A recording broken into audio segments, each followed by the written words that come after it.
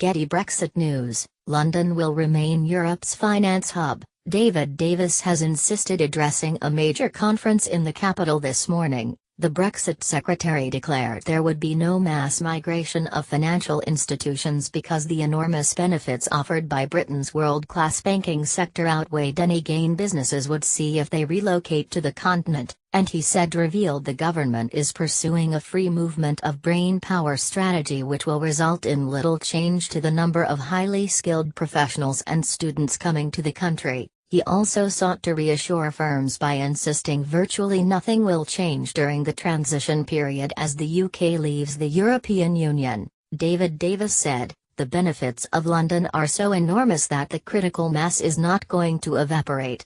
The reason that the city is the biggest and most successful financial centre in the world, not just in Europe, it's about the massive skills, the business environment here, it's about the reliability of tax law. We are still going to be the biggest and most important financial center in the world in 5 years. In 10 years, Brexit Secretary David Davis, we are still going to be the biggest and most important financial center in the world in 5 years, in 10 years.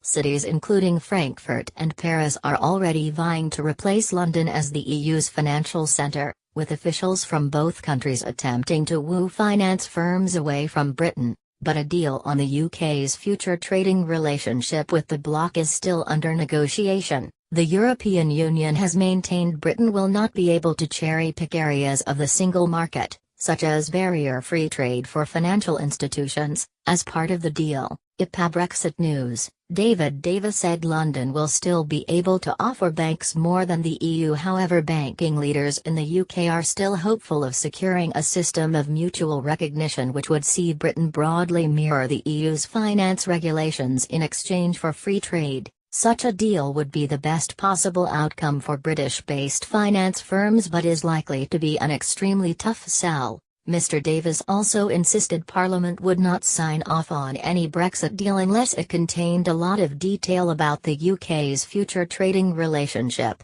He said, "There is no point in having an implementation period if you are unsure what comes after it." Getty Images Brexit news, UK banking leaders are hoping to secure a deal which will allow frictionless trade. The Brexit secretary also revealed the UK plans to have a future trading relationship drafted by October, however he acknowledged the deal would not be legally binding at that point. The transition is scheduled to begin on March 29, 2019 and will run until December 1, 2020 at the latest. During the interim period, the UK will still have to abide by EU regulations but will not have any say on new rules.